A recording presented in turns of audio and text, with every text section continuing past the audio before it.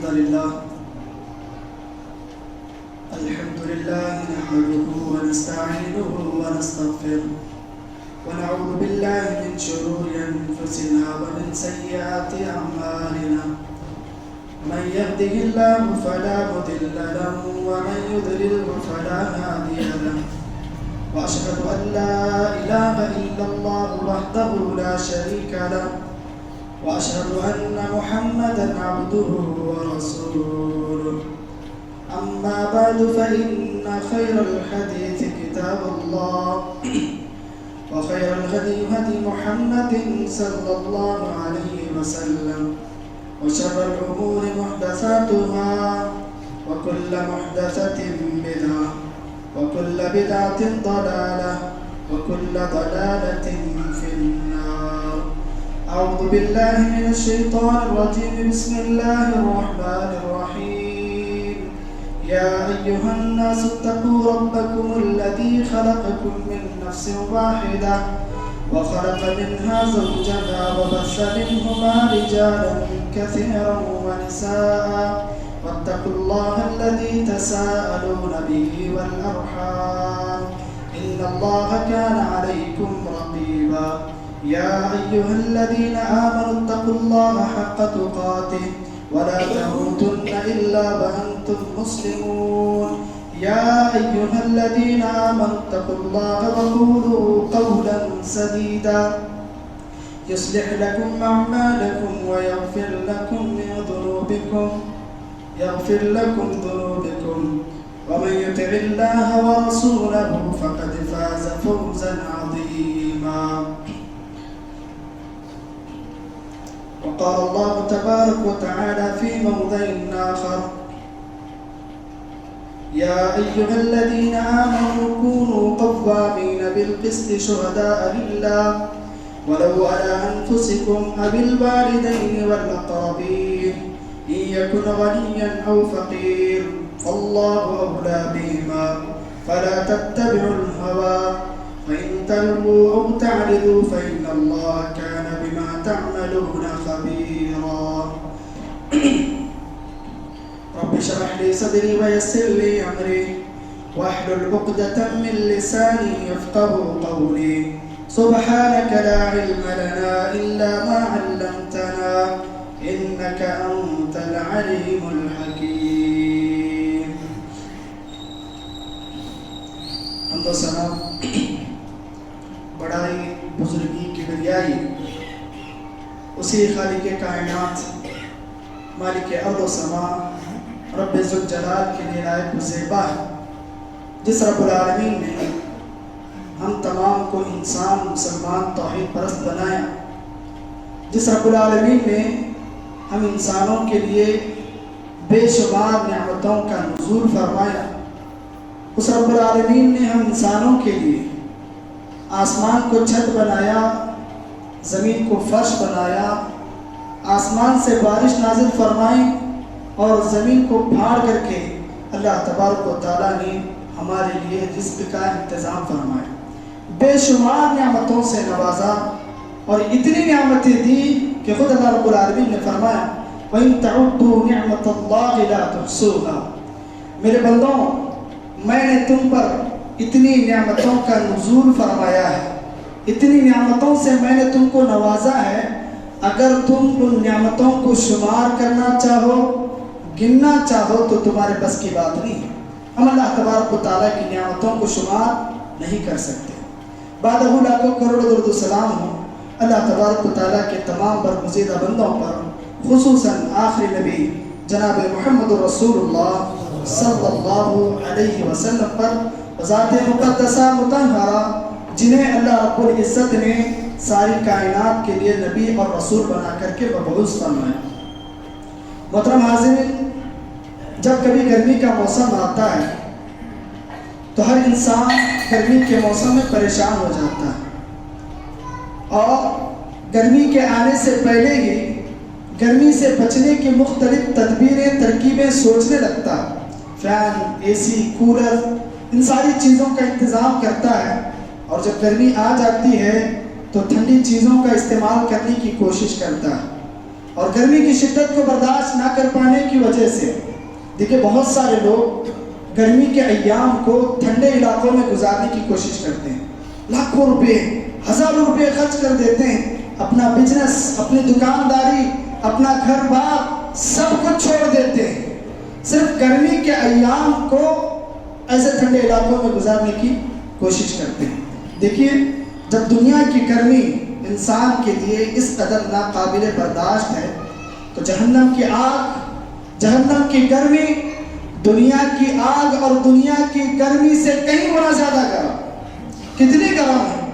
صحیح مسلم کی روایت، پیارے نبی صلی اللہ علیہ وسلم نے فرمایا نارکم هذه الذی یوقد ابن آدم جزء من 70 من حر جہنم۔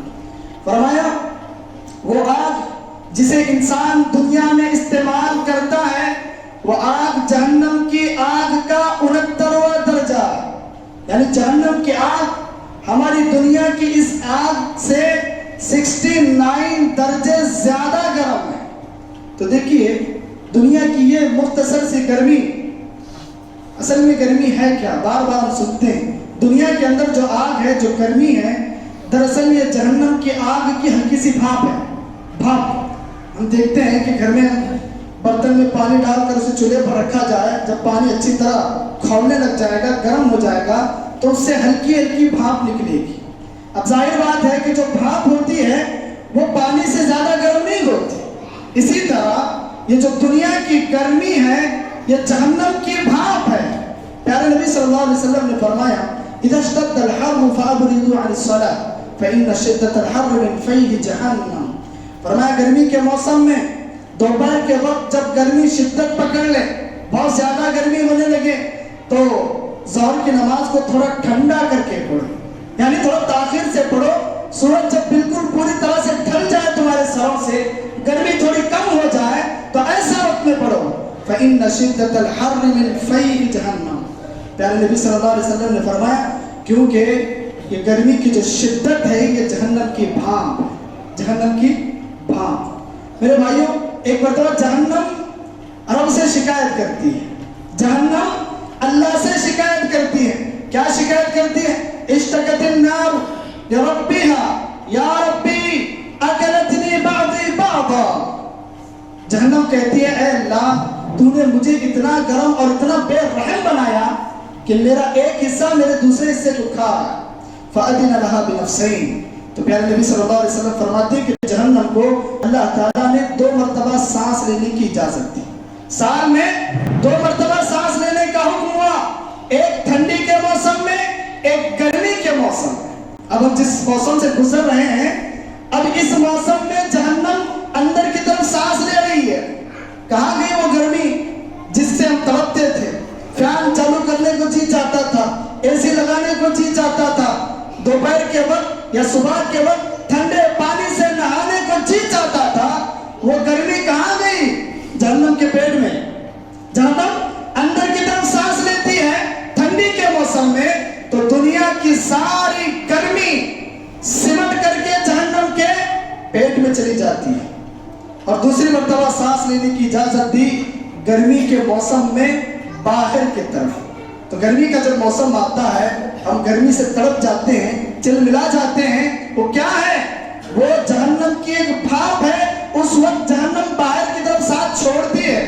تو میرے بھائیوں جہنم کی سانس کا یہ عالم کہ انسان پریشان ہو جاتا ہے، اس کے اندر ایک چڑچڑا بنا جاتا ہے، اس کے اندر ایک غصہ آ جاتا ہے، بھوک اڑ جاتی ہے، پیاس ہی پیاس لگتی ہے، ایک سانس۔ اب سوچئے جہنم کے پیٹ کا کیا عالم ہوگا۔ اللہم احفظنا، اللہ ہم سب کو جہنم کی آگ سے محفوظ رکھے، آمین یا رب العالمین۔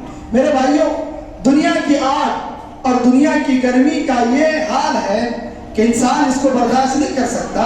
ذرا غور کیجئے میدان محشر کی گرمی کا کیا عالم ہوگا جس دن سورج انسانوں کے سروں سے بالکل قریب ہو۔ کتنا قریب ہوگا؟ صحیح بخاری کی روایت حضرت ابو ہریرہ رضی اللہ تعالی عنہ فرماتے ہیں کہ روز قیامت سورج کو انسانوں کے سروں سے اتنا قریب کر دیا جائے گا کہ صرف 1 میل کا فاصلہ رہ جائے گا۔ کتنا؟ 1 میل۔ तकरीबन 2.5 किलोमीटर या 3 किलोमीटर का 1 मील होता है, तो सूरज सरों से 1 मील का फासला होगा, फासले पर होगा, और लोगों का आलम क्या होगा, इतनी गर्मी महसूस होगी और इतना पसीना इंसानों के जिस्म से निकलेगा कि इंसान अपने ही पसीने में घोंटे लगाता होगा, डूबता होगा। मेरे भाइयों, आज लाखों करोड़ों किलोमीटर दूर सूरज हमारे सरों से है, फिर भी थोड़ी सी गर्मी पड़ जाए तो हम बर्दाश्त नहीं कर पाते। जरा उस मंजर को अपनी निगाहों में ला करके देखो, 1 मील के फासले पर सूरज होगा तो हमारा क्या आलम, हमारी क्या कैफियत होगी। तो मेरे भाइयों, ऐसा खौफनाक आलम, एक तो सूरज सरों से करीब होगा, उसके अलावा भी वहां के हालात बड़े खौफनाक होंगे। अल्लाह रब्बुल आलमीन ने कुरान मजीद के अंदर उन हालात का तज़किरा किया। एक मुकाम पर अल्लाह रब्बुल आलमीन ने फरमाया, या अय्युहन नास तक़ू रब्बकुम इन्न ज़लज़लतस्साअति शैउन अज़ीम। ऐ लोगों, अल्लाह से डरो और याद रखो रोज़े महशर का अज़ाब बड़ा ही सख्त अज़ाब होगा। यौम तरौनहा कुल्लु मुर्दिअतिन अम्मा अर्दअत। वो दिन ऐसा खौफनाक होगा कि हर दूध पिलाती माँ अपने बच्चे को भूल जाए, अपने बच्चे से बेखबर हो जाएगी। वतदअ कुल्लु ज़ातिन हम्लिन हम्लहा, और फरमाया हामिला औरतों के हमल मारे खौफ के गिर जाएंगे, उस खौफ से हामिला औरतों के हमल गिर जाएंगे। वतरन नास सुकारा, तुम लोगों को देखोगे कि लोग मदहोश नजर आएंगे, हालत नशे में नजर आएंगे। अल्लाह रब्बुल आलमीन ने फरमाया वो नशे की हालत में नहीं होंगे, वो तो अल्लाह तबारक व तआला का अज़ाब होगा। अल्लाह के अज़ाब को देख करके इंसान बेहिस हो जाएगा। आज हमारे उम्मीद के खिलाफ कोई काम हो जाए, बड़ा घाटा हमें हो जाए, बड़ा नुकसान हमें हो जाए, हम जिससे बहुत ज्यादा मोहब्बत करते हैं, अचानक उसकी मौत की खबर हमें मिल जाए, हम बेहिस हो जाते हैं, हमारे हवस बाख्ता हो जाते हैं, हम परेशान हो जाते हैं, बेहोश हो जाते हैं। इसी तरह उस दिन के अज़ाब को देख करके लोग मदहोश हो जाएंगे, लोग बेहोश हो जाएंगे, और उस दिन कोई किसी का परेशान हाल नहीं होगा। अब दुनिया के अंदर बीवी लाख दावे करती है अपने शौहर से, भले ही 7 जन्म का कॉन्सेप्ट इस्लाम में नहीं है, लेकिन फिर भी फर्द मोहब्बत में कहती है आपके साथ जन्मों जन्मों तक साथ निभाऊंगी। शौहर कहता है तेरे लिए आसमान के सितारे तोड़ लाऊंगा, तेरे लिए अपनी जान देने को तैयार हूं। लेकिन याद रखना, रोज़े महशर का वो मैदान होगा जिन बच्चों के लिए, जिस बीवी के चैन और सुकून के लिए इंसान ने रात दिन मेहनत की होगी, हलाल और हराम की तमीज न की होगी, गैरों को भी धोखा दिया होगा, अपनों को भी धोखा दिया होगा, इन्हीं बीवी बच्चों की मोहब्बत में इसने कई सारे रिश्ते तोड़े होंगे। वो बीवी बच्चे इसके साथ नहीं आएंगे, साथ नहीं देंगे, दूर से देखेंगे बाप आ रहा है, बच्चे भाग जाएंगे, बीवी देखेगी शोहर आ रहा है, बीवी भाग जाएगी, कहीं नेकी ना मांगे, क्योंकि सब नेकी के भिखारी होंगे, सब नेकी के भिखारी, सब एक ही सब में खड़े होंगे, सबकी जरूरतें एक होंगी, सबकी हाजतें एक होगी, सबकी ख्वाहिश होगी कि कैसे जन्नत में दाखिल हो जाओ। लेकिन मेरे भाइयों, उस दिन कोई किसी का परेशान हाल नहीं होगा। अल्लाह रब्बुल आलमीन ने फरमाया वला यसअलु हमीमुन हमीमा, बड़े प्यारे अंदाज में बताया। अल्लाह रब्बुल आलमीन ने कई सारे मुकामात पर मुतलकन कह दिया कोई किसी का साथ नहीं देगा, लेकिन एक मुकाम पर अल्लाह रब्बुल आलमीन ने दोस्तों का तज़किरा किया, क्योंकि आज दोस्तों की संगत में इंसान बिगड़ जाता है या दोस्तों की संगत में सुधर जाता है, दोनों में से एक ही है रास्ता। अल्लाह रब्बुल आलमीन ने फरमाया कि दुनिया में देख लो किसको दोस्त बनाते हो, किसको दोस्त बना रहे हो देख लो, क्योंकि वला यसअलु हमीमुन हमीमा, वो दिन ऐसा खौफनाक दिन होगा कि जिगरी दोस्त भी अपने जिगरी दोस्त को नहीं पूछेगा। दुनिया में थोड़ी बहुत तकलीफ में मुब्तला हो जाता, सर कटाने को तैयार हो जाता, मरने मारने के लिए दोस्त के लिए तैयार हो जाता, लेकिन वो कोई खेल का मैदान नहीं, मैदान महशर होगा, जन्नत और जहन्नम का मामला होगा। तो ऐसे मामले में जिगरी दोस्त भी दोस्त के काम नहीं आएगा। मेरे भाइयों, ऐसे खौफनाक आलम में भी याद रखिए, जब कोई अपने भी साथ ना देंगे, जब कोई पराए भी साथ ना देंगे, इंसान बेखबर होगा, बेहिस होगा, जन्नत में दाखिल होने की तड़प होगी, लगन होगी, जहन्नम का खौफ उसे सताता होगा, ऊपर से धूप की शिद्दत, पसीने की तकलीफ, बहुत सारी तकालीफ के बावजूद خوش نصیب بندے ایسے ہوں گے جنہیں اللہ تبارک و تعالیٰ اپنے عرش کے سائے تلے جگہ دے گا. کتنے بڑے خوش نصیب ہوں گے, کتنے بڑے خوش نصیب لوگ ہوں گے وہ جنہیں اللہ تبارک و تعالیٰ اپنے رحم و کرم سے اپنے عرش کے سائے تلے جگہ دے گا. صحیح بخاری اور مسلم کی متفق علیہ روایت ہے. حضرت ابو ہریرہ رضی اللہ تعالیٰ عنہ فرماتے ہیں پیارے نبی صلی اللہ علیہ وسلم نے فرمایا سبعۃ یظلهم اللہ فی ظلہ یوم لا ظل الا ظلہ. فرمایا 7 طرح کے خوش نصیب لوگ روز محشر ایسے ہوں گے جبکہ اللہ کے عرش کے سائے کے علاوہ کوئی سایہ نہیں ہوگا. ایسے موقع پر اللہ تبارک و تعالیٰ ان 7 طرح کے خوش نصیب لوگوں کو اپنے عرش کے سائے تلے جگہ دے گا. آپ صلی اللہ علیہ وسلم نے ترتیب کے ساتھ وہ 7 قسم کے لوگوں کو بیان فرمایا. فرمایا پہلے نمبر پر ہوگا الامام العادل, ایسا امام, ایسا بادشاہ, ایسا حکمران, ایسا ذمہ دار جو اپنے ماتحت کے لوگوں کے ساتھ انصاف سے کام لینے والا. وہ چاہے کسی ملک پر حکومت کرنے والا حکمران ہو, وہ چاہے کسی گاؤں پر حکومت کرنے والا حکمران ہو, چاہے اس کے ماتحت کوئی چھوٹا سا علاقہ ہو, چاہے وہ گھر کا بڑا ہو, ذمہ دار ہو اور اپنی ذمہ داری میں عدل و انصاف کے پہلو کو مد نظر رکھتا ہو, انصاف کرتا ہو, تو فرمایا ایسے نوجوان, ایسے شخص کو, ایسے انصاف کرنے والے کو اللہ تبارک و تعالیٰ عرش کے سائے تلے جگہ دیں گے. دیکھیے عدل و انصاف یہ بڑی اہم چیز ہے. عدل و انصاف یہ اسلامی تعلیمات میں سے جو اسلام کی جو بنیادی تعلیمات ہیں ان بنیادی تعلیمات میں سے اہم تعلیم ہے. اسلام کی جتنی بھی تعلیمات ہیں ان تمام تعلیمات کا خلاصہ اور نچوڑ عدل و انصاف ہے. کیسے؟ مثال کے طور پر عقیدہ توحید کو لیجیے. عقیدہ توحید بڑی اہم چیز. عقیدہ توحید اسلام کی بنیاد ہے جس کے بغیر نہ میں جنت میں داخل ہو سکتا ہوں نہ آپ جنت میں داخل ہو سکتے ہیں. چاہے ہمارے اعمال پہاڑ برابر ہو, لیکن عقیدہ توحید میں کھوٹ آ گئی, عقیدہ توحید میں گڑبڑ آ گئی, عقیدہ توحید میں بگاڑ پیدا ہو گیا, وہ پہاڑ برابر نیکیاں بھی اللہ تبارک و تعالیٰ کے سامنے روئی کی طرح اڑ کر ختم ہو جائیں. عقیدہ توحید سے ہمیں عدل و انصاف کا سب سے بڑا درس اور سب سے بڑا پیغام ملتا ہے. وہ کیسے؟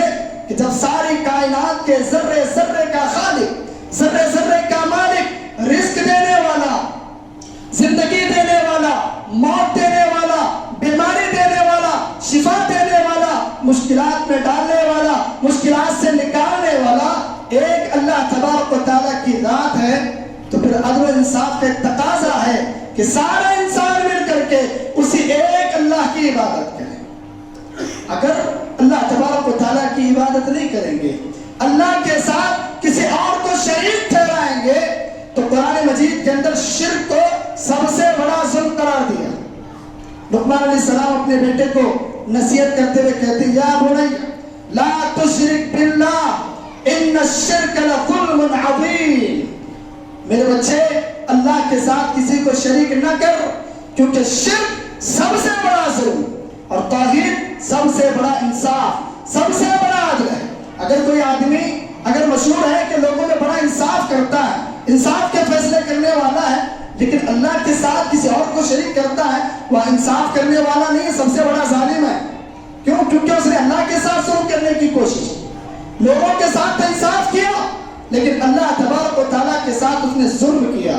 شرک سب سے بڑا ظلم اور توحید سب سے بڑا عدل اور انصاف. اور دیکھیے اللہ تبارک و تعالیٰ نے قرآن مجید کے اندر عدل و انصاف کی تعلیم دیتے فرمایا یا ایھا الذین آمنوا کونوا قوامین بالقسط شہداء للہ. ایمان والو زندگی میں ہمیشہ عدل و انصاف کی گواہی دینے والے بن جاؤ. ولو علی انفسکم او الوالدین والاقربین. فرمایا اگرچہ انصاف کی گواہی یا انصاف کے فیصلے تمہیں اپنے ہی خلاف کیوں نہ کرنے پڑے, اپنے والدین ہی کے خلاف تمہیں گواہی دینی کیوں نہ پڑے, اپنے رشتہ داروں کے خلاف ہی گواہی دینی کیوں نہ پڑے, انصاف کے ساتھ کام کرو, انصاف کی گواہی دو. اور فرمایا ان یکن غنیا او فقیر. یہ نہ دیکھنا کہ جس کا معاملہ, جس کا میٹر, جس کا کیس تمہارے پاس آیا ہے وہ غریب ہے یا مالدار.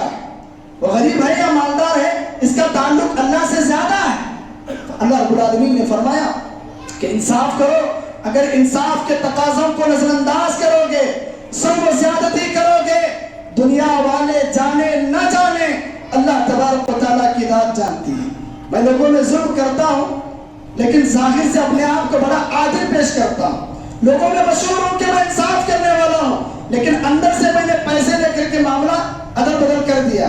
لیکن لوگوں کو کیا لگ رہا ہے کہ بڑے انصاف کرنے والے ہیں.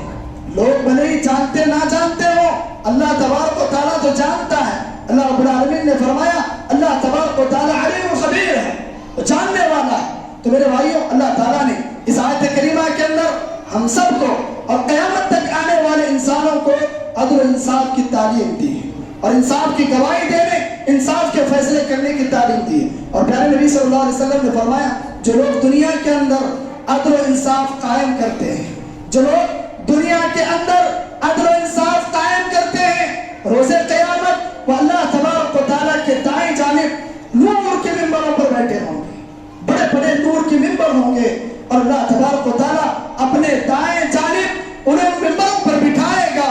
لوگ عرض کریں گے, کوئی پوچھے گا کیا انبیاء ہیں, کوئی پوچھیں گے کیا یہ فرشتے ہیں, یہ کون لوگ ہیں؟ تو کہا جائے گا نہ یہ انبیاء ہیں نہ یہ فرشتے ہیں, بلکہ یہ تو وہ لوگ ہیں جو زمین پر لوگوں کے ساتھ عدل و انصاف کے ساتھ معاملے کیا کرتے تھے. اور اسی طرح نبی صلی اللہ علیہ وسلم نے عدل و انصاف کی صرف زبانی تعلیم نہیں دی, بلکہ ضرورت پڑنے پر پیارے نبی صلی اللہ علیہ وسلم نے عدل و انصاف کے ایسے ایسے نمونے پیش کیے جس کی مثال قیامت تک کوئی پیشی نہیں کر سکتا. صحیح مسلم کی ایک روایت ہے, نبی صلی اللہ علیہ وسلم کے زمانے میں ایک بڑا مشہور قبیلہ اور خاندان تھا, قبیلہ بنو مخزوم. بڑی شہرت اس کی تھی, بڑی عزت تھی معاشرے کے اندر. اس خاندان کی ایک لڑکی جس کا نام فاطمہ تھا, اس نے چوری کر لی. اب کیس اللہ کے نبی صلی اللہ علیہ وسلم کے دربار میں پہنچا.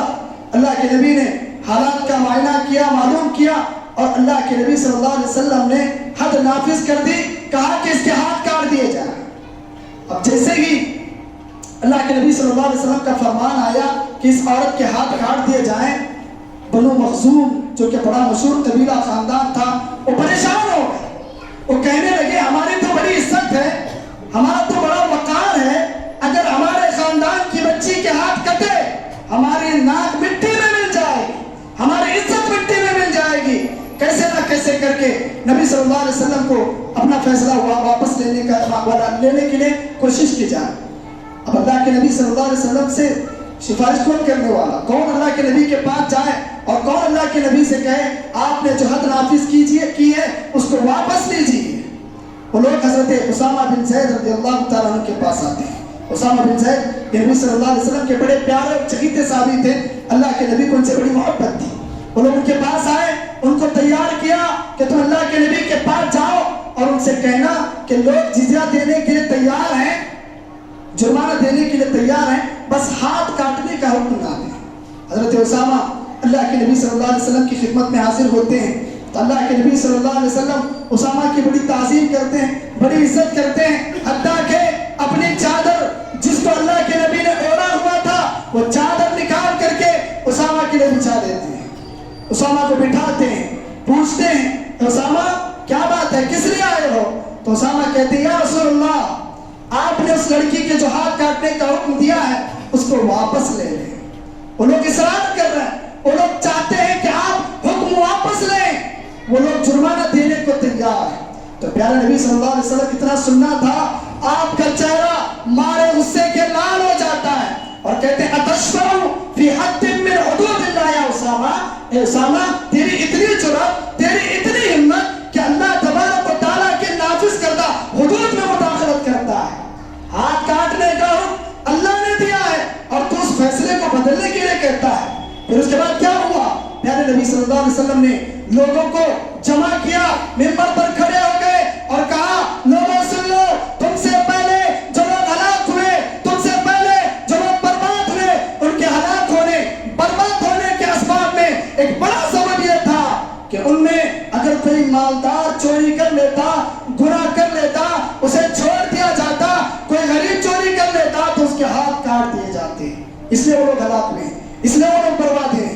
پیارے نبی صلی اللہ علیہ وسلم نے فرمایا سن لو لو ان فاطمہ بنت محمد سرقت لقطعت محمد یدا.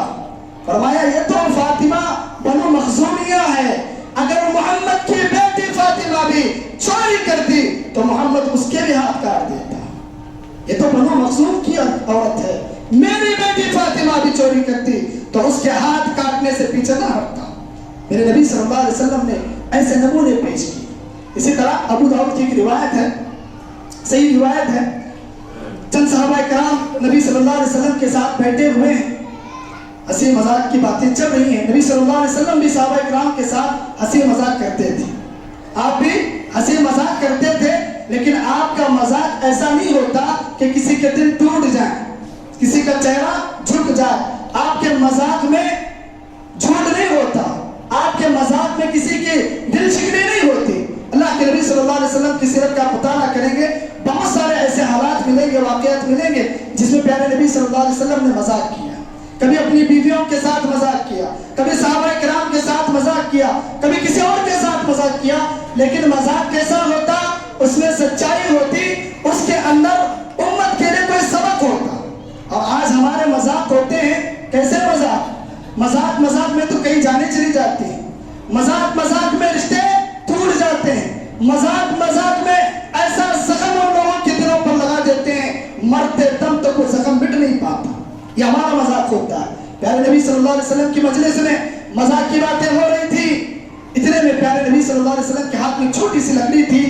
آپ نے ایک صحابی اسید بن حضیر رضی اللہ تعالیٰ ان کی کمر میں چبو دیتے مذاق کرتے ہوئے. جیسے ہی آپ نے لکڑی چبوئی، اسید بن حضیر فوراً کھڑے ہو گئے اور کہا یا رسول اللہ آپ نے مجھے تکلیف دی ہے، میں اس کا بدلہ لوں گا. تو پیارے نبی صلی اللہ علیہ وسلم باادب کھڑے ہو جاتے ہیں اور کہتے ہیں اسید یقیناً میں نے اگر آپ کو تکلیف دی ہے، آپ کو اختیار ہے، آپ مجھ سے بدلہ لے سکتے ہیں. صحابہ کرام کا پورا مجموعہ بیٹھا ہوا ہے، صحابہ کرام پر ایک حیرت طاری ہے. ایک صحابی رسول اللہ کے نبی صلی اللہ علیہ وسلم سے بدلہ لیں گے، سب خاموش بیٹھے ہوئے ہیں. تو اسید بن حضیر ایک اور بڑی بات کر دیتے ہیں. کیا کہتے ہیں؟ یا رسول اللہ ان علیک قمیصا ولیس علی قمیص. کہتے ہیں یا رسول اللہ یہ انصاف نہیں ہے، آپ نے جب لکڑی چبوئی تھی میرے جسم پر کوئی کپڑا نہیں تھا، آپ کے جسم پر کپڑا ہے، اسے اتار دیجیے. تو پیارے نبی صلی اللہ علیہ وسلم بھرے مجموعے میں اپنے جسم سے اوپر کی جو چادر تھی اتار دیتے ہیں. پھر کیا ہوتا ہے؟ اسید بن حضیر فوراً آپ کے پیچھے آ جاتے ہیں، آپ سے لپٹ جاتے ہیں اور مہر نبوت کو بوسہ دینے لگتے ہیں اور کہتے ہیں یا رسول اللہ بڑی مدتوں سے مجھے حسرت تھی کہ آپ کی پیٹھ پر جو مہر نبوت ہے اس کا بوسہ لو، آج مجھے موقع ملا تو میں نے اس کو غنیمت جانا. تو میرے بھائیوں اس واقعے میں بہت سارے اسباب ملتے ہیں. سب سے بڑا سبق یہ ملتا ہے کہ ایک ادنا سا بھی انبیاء کرام کے سردار، کائنات میں جتنی بھی مخلوقات ہیں ان مخلوقات میں سے سب سے افضل ہستی پیارے نبی صلی اللہ علیہ وسلم ہے. جب کہا کہ آپ سے بدلہ لینا چاہتا ہوں فوراً بادب کھڑے ہو گئے. آج ہمارا کوئی حکمران ہے، آج ہمارا کوئی ذمہ دار ہے جو اپنی غلطی کا اعتراف کرے؟ آج ہمارا معاملہ چوری پر سینہ چوری ہے، الٹا چور کوتوال کو ڈانٹے. اور وہ صحابہ کرام، وہ نبی کائنات صلی اللہ علیہ وسلم جیتے تھے صرف اللہ کی رضا کے لیے، ان کی موت تھی تو صرف اللہ کی رضا کے لیے. جو لوگ دنیا کے لیے جیتے ہیں، دنیا کی شہرت کے لیے جیتے ہیں، وہ چوری کر کے بھی سینہ چوری کرتے ہیں.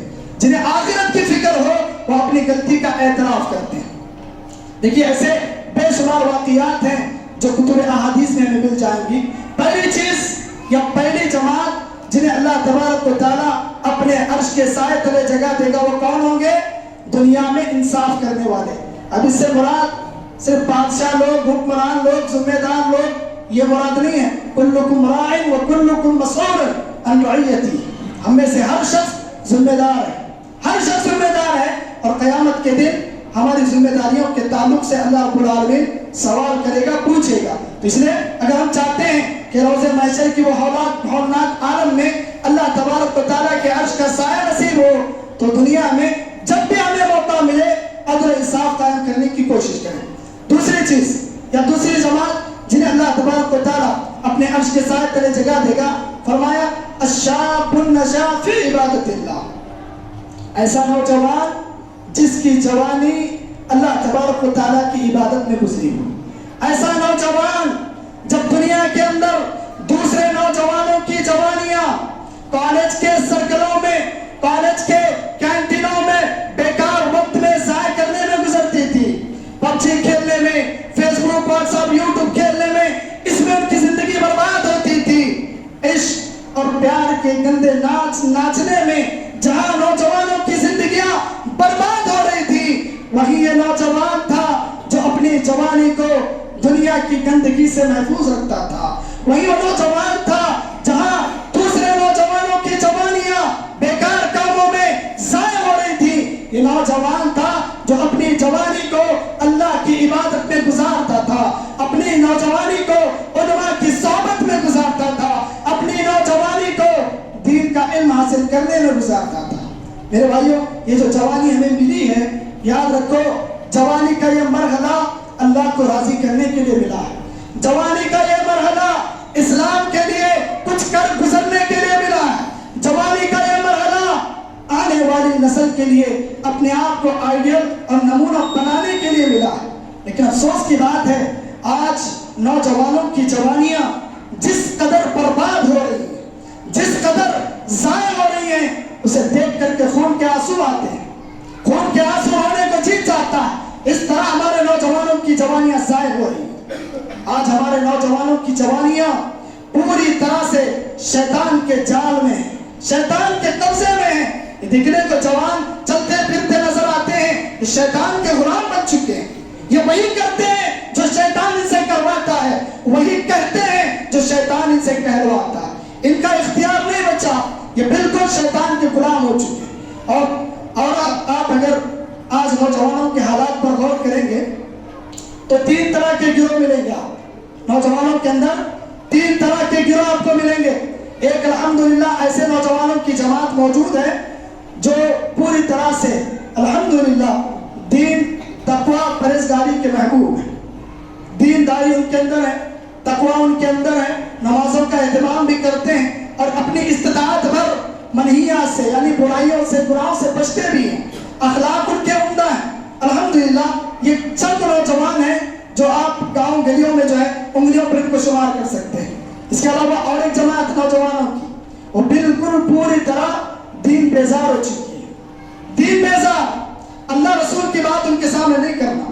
قرآن کی بات آئی، حدیث کی بات آئی، ان کے چہرے اتر جاتے ہیں. نماز کی طرف بلاؤ، چہرے اتر جاتے ہیں. لیکن عیش و عشرت کی طرف بلاؤ، کھل جاتے ہیں ان کے چہرے. تو ایک جماعت ایسی جن کے اندر تقوی اور دینداری ہے، ایک جماعت ایسی جو دین سے بالکل بیزار ہے. نمازوں کا اہتمام نہیں، روزوں کی پابندی نہیں، اللہ کا خوف نہیں، اللہ کا ڈر نہیں. زندگی گزار رہے ہیں، کیسے گزارے ان کو بھی پتا. دوسری جماعت، تیسری جماعت بظاہر دیندار تو نظر آتے ہیں اور دین کا جذبہ، دین کا شوق بھی ان کے اندر ہے، لیکن شیطان ان کے جذبات کا غلط استعمال کرتا ہے. ایک آخری بات بتا کر میں اپنی بات ختم کروں گا. شیطان ہمیشہ غلط راستے سے ہی نہیں آتا.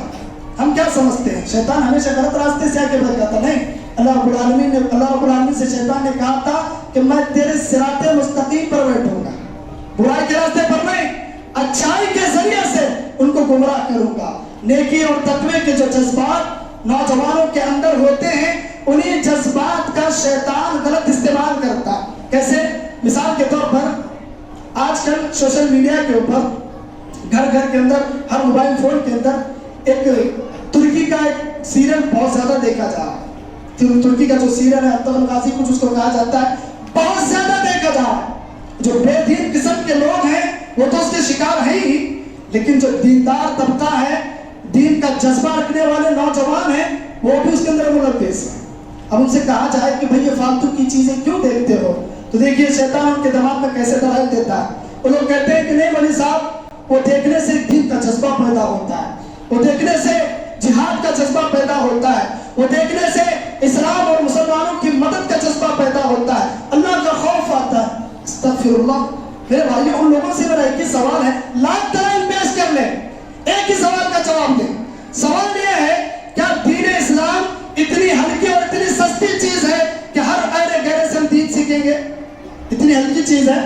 وہ بے حیا لوگ وہ سیریل کے اندر شاید مسلمان اپنے آپ کو ظاہر کر رہے ہیں، ان کی ذاتی زندگی کا آپ نے مطالعہ کیا، ان کی ذاتی زندگی کو آپ نے دیکھا، وہ بے حیائی پھیلانے والے، زنا کا کلچر پھیلانے والے ہمیں دین سکھائیں گے، ہمیں اسلام سکھائیں گے۔ کیا حق بولنے والے علماء دنیا سے چلے گئے؟ کیا حق کی کتابیں جل چکی؟ منبروں میں آرام سے علماء کرام کیا زنا کی دعوت دیتے ہیں جو ان کو دیکھ کر کے اس سیریل کو دیکھ کر کے ہم دین سیکھیں؟ علماء کرام سالوں سے صدیوں سے منبروں میں آرام سے چیخ چیخ کر کہتے ہیں کہ نماز کی پابندی کرو، رب کو راضی کرنے والے اعمال کرو۔ ہمارے اندر تو جذبہ پیدا نہیں ہوتا، وہ بے حیائی پر مشتمل چیزوں کو دیکھ کر ہمارے اندر دین کے جذبے آئیں گے۔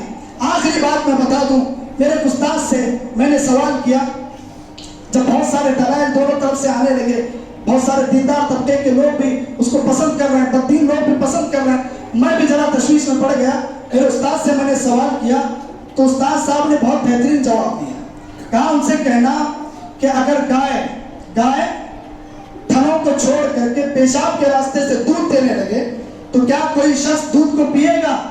پی سکتا ہے کوئی؟ تھن کو چھوڑ کر کے پیشاب کے راستے سے گائے دودھ دے، ہم میں سے کوئی پینا گوارا کرے گا؟ ہرگز گوارا نہیں کرے گا۔ تو پھر دین جہاں سے لینا ہے وہاں سے لو۔ بے حیائی پھیلانے والے دین دینے کی کوشش کریں گے، ان کی باتوں سے متاثر ہیں۔ ایک فلمی ایکٹر آ کر کے اسلام کے بارے میں کوئی بات کہہ دے، اب لوگ اس کو بھیج رہے، سب طرف پھیلا دیکھو اسلام کے بارے میں ایسا کہا، مسلمان ہی ہیں، اسلام کے بارے میں اسلام کی شان میں تو چیزیں اچھی کہہ دی۔ اب علماء کرام سالوں سے صدیوں سے منبروں محراب سے اسلام کی تعلیم دے رہے ہیں، وہ باتیں ہمارے دلوں پر اثر نہیں کرتی۔ یہ بے حیائی پھیلانے والے کچھ بولیں گے تو ہمارا ایمان بن سکتا؟ خود یہ جہنم کے ایندر ہیں، یہ جہنم کے کیڑے ہیں، ہمیں کہاں جنت بتائیں۔ تو میرے بھائیوں، نوجوانوں سے خصوصی گزارش ہے کہ نوجوان یاد رکھے کہ شیطان تمہارے نیکی اور تقوی کے جو جذبات ہیں اس کا کبھی بھی غلط استعمال کر سکتا ہے۔ اس کو خبرداری کے ساتھ یاد رکھیں اور اپنی جوانی کی حفاظت کریں، تو انشاءاللہ روز قیامت ہمیں اللہ تبارک و تعالیٰ عرش کے سائے تلے جگہ دے گا۔ بس انہی چند کلمات پر اللہ تعالیٰ سے دعا ہے کہ اللہ تبارک و تعالیٰ ہم تمام کو جب تک اس دنیا میں زندہ رکھے اسلامی تعلیمات کو اپنے سینے سے لگا کر کے اس پر عمل کرنے کی ہمیں توفیق دے۔ اللہ رب العالمین ہم تمام کو دین اور ایمان پر ثابت قدم رکھے۔ اللہ رب العالمین روز محشر ہم تمام کو اپنے عرش کے سائے تلے جگہ دے۔ آمین۔ وآخر دعوانا الحمدللہ رب العالمین۔